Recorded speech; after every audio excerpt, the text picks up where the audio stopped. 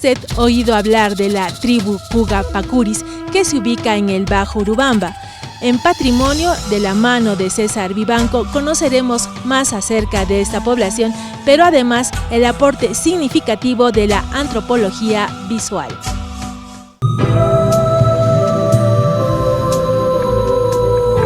Hablar de César Vivanco es hablar de la antropología visual. Hablar de César Vivanco es hablar de un hombre cuya azarosa trayectoria lo ha conducido por viajes y aventuras insondables. Sumergiéndose en lo más profundo de la selva peruana o trasponiendo escarpadas montañas, su espíritu indomable lo ha convertido en el viajero del tiempo, cuya edad no se mide en los años de su vida, sino en su experiencia. Yo me considero el creador de la antropología visual, y esto no es casual, o sea, he desembocado en esto no de la noche a la mañana. Detrás existe toda una trayectoria de 8 a 10 años de práctica. Es decir, antes de esto yo he trabajado como fotógrafo, como cineasta, en películas de envergadura mundial, con Jorge Sanginés, con Werner Herzog, etc. Porque la antropología visual se basa fundamentalmente, ¿no?, en la percepción que tienen los individuos de las imágenes que se les presenta delante de ellos. La curiosidad de César Vivanco lo llevó a recorrer los Andes, visitando por primera vez el santuario del Señor de Colloriti en 1967. El Ausangate parece haberle señalado su camino. Tomó fotografías que serían la luz de la época, pininos de un intrépido joven antropólogo. Estamos hablando todavía de la década del 50. A esta campesina le escuché contar a mi madre que ellos iban a un lugar que se llamaba Colloriti a hacer una peregrinación y un ritual. Esto se me quedó grabado en la mente. No se me apartó de la mente hasta que yo era universitario y finalmente egresé de la universidad, y lo primero que pensé es ir algún día allá a ver qué era eso de Colloriti. Y efectivamente se presentó esta oportunidad entre 1967-68, por primera vez que fuimos allá a Colloriti, y el llegar nomás allá a Colloriti fue toda una aventura, porque acá en Cusco no se conocía nada de Colloriti.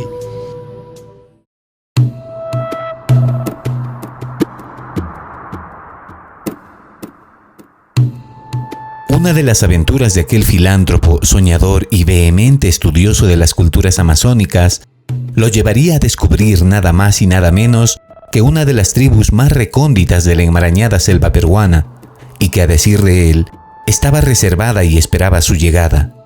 Hablamos de la tribu de los Pugapacuris. Al respecto, el diario Sol del Cusco y el diario Correo dedicaron publicaciones en aquel año de 1975.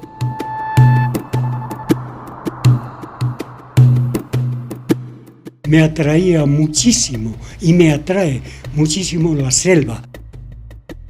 Yo me considero en algunos aspectos y en alguna medida selvático.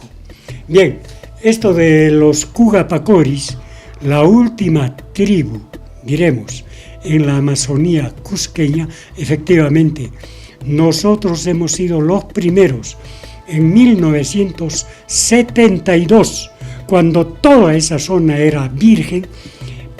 Hemos sido los primeros en entrar en contacto con los Pugapacuris. Esta tribu se encuentra en las cabeceras del río Timpía. El cómo yo he sabido toda esa cuestión es una historia muy larga.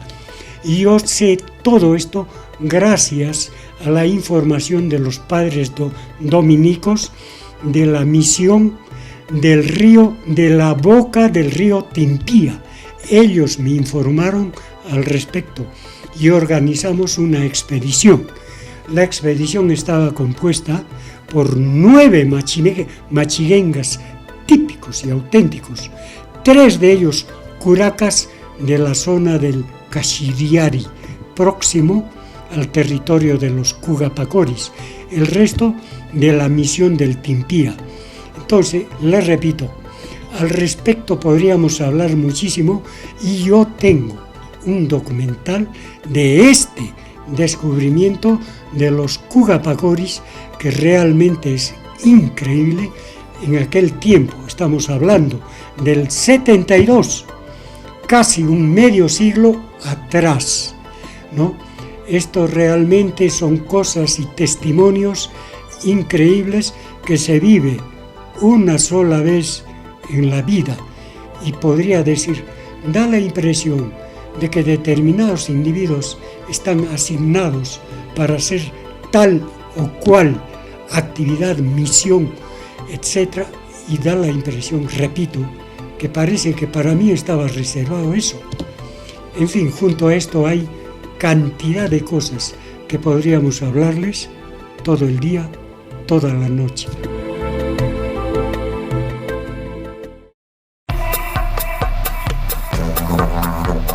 Su interés por el cine lo ha hecho participar en películas de talla mundial, compartiendo su conocimiento y experiencia con directores como Klaus Kinski, Werner Herzog y Jorge Sanginés. Hoy en día casi nadie sabe quién es César Vivanco y qué tiene que ver con la película de Fiscarral. ¿Qué tienen que ver con esta película? Nadie sabe de César Vivanco. Sin embargo, yo soy el autor de esta película. Yo tengo, antes de la filmación de esta super película, un documental. Y dentro de esto, de los múltiples correteos que yo he tenido, conocí a este señor, que era Fidel Pereira, el curaca más importante de los Machiguengas hasta los años 80. Y yo he sido el único que he entrado en contacto con él y el único que le he tomado fotografía. ¿Y quién es este Fidel Pereira? ¿Quién era? Era el hijo de un negrero, de un capataz de Fiscarral, de Carlos Fermín Fiscarral, ¿no? Que vino de Brasil y se afincó en el Alto Urubamba. Allí es donde tuvo por hijo a este Fidel Pereira. Bien, este Fidel Pereira conoció personalmente a Fiscarral y conoció una cantidad de cosas que hizo en la época apocalíptica del caucho y la siringa en nuestra Amazonía.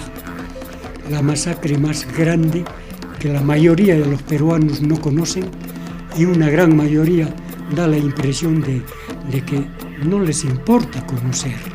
En fin, al margen de todo esto, este Fidel Pereira fue quien me contó gran parte de la historia de la vida y aventuras de este Fiscarral.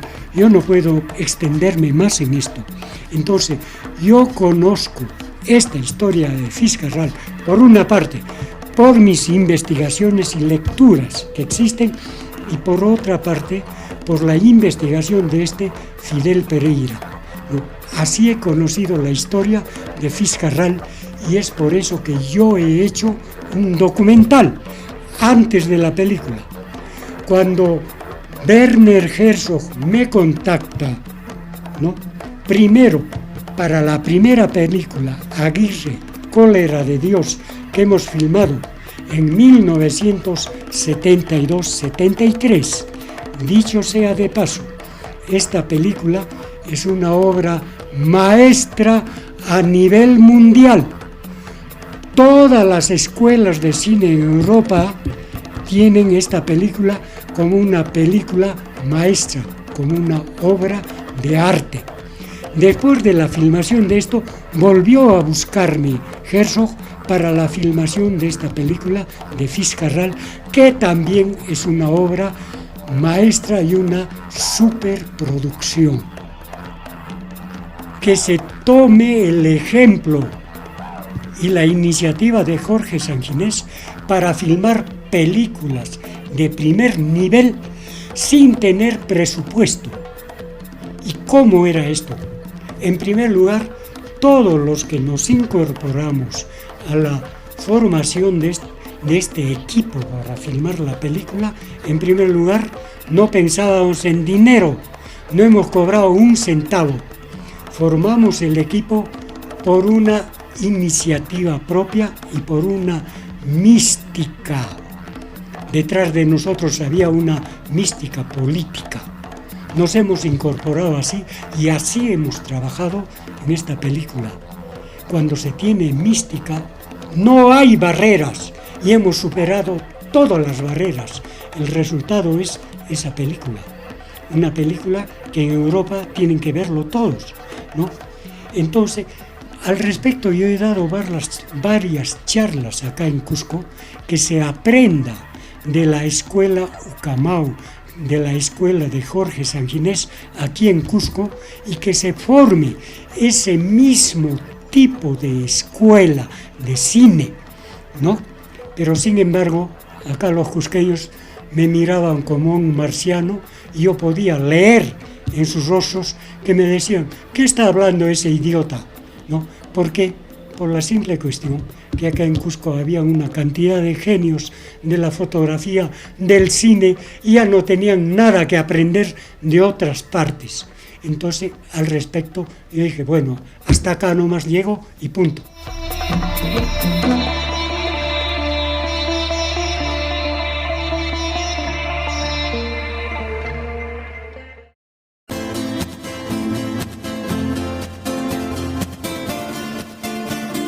Su experiencia en el cine ha sido reconocida por el Congreso de la República en el año 2011 en un diploma firmado por César Sumaeta Flores, que a la letra dice: en reconocimiento por su destacada trayectoria como productor del cine y la televisión documental de la región Cusco y por la contribución al arte, la cultura y la identidad del surandino y de nuestro país, el presidente del Congreso de la República del Perú le expide el presente diploma. Tal reconocimiento no era necesario, nos dice. Se percibe su sencillez, que refleja un pensamiento resuelto. Parece un espíritu libre. Resulta siempre interesante escucharlo. Tiene un sentido del humor bastante crítico. Su temperamento y estilo de vida lo han llevado a ser una marca registrada. Ha tenido que enfrentar serios obstáculos en su larga carrera antropológica. Su vida es una lucha contra la ignorancia, nos dice. Ha tenido que vencer para surgir y no fue tarea fácil. Con todo lo que nos ha contado, podríamos escribir más de un libro. Ha caminado, cantado, reído y llorado. En sus fotografías y en sus documentales nos deja un valioso patrimonio audiovisual del Cusco y del Perú.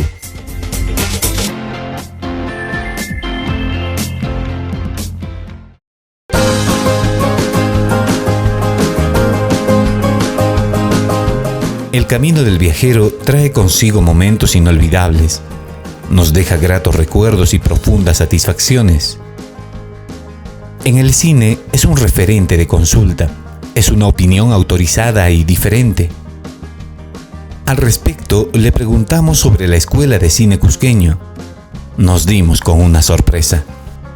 Desde el primer momento yo he dicho, nunca ha existido una escuela de cine cusqueño. ¿Y por qué? Me decían, en primer lugar, porque una escuela implica profesores, alumnos, un local, una continuidad y un contenido de un determinado tipo de visión, sea en la fotografía o en el cine. ¿Qué tipo de cine yo voy a enseñar? ¿Cómo voy a enseñar? Eso implica estructurar toda una serie de técnicas de acuerdo a la realidad en la cual se vive. Esto no ha existido nunca acá en Cusco. Se empezó con Cuculi, que fue realmente una cosa espectacular, no solamente a nivel nacional, sino mundial. Se pensó, se creyó de que Cuculis sería el primer ladrillo para después desarrollar un cine cusqueño espectacular. Pero ¿qué pasó después de que se terminó la filmación de esta película? Cada uno se fue por su lado. ¿Por qué? Porque ya no les interesaba hacer más. Con una sola película no se puede hacer escuela. Tal como él lo dijo, se puede hablar todo el día y toda la noche. Saludamos la noble trayectoria de un maestro de la antropología social, César Vivanco.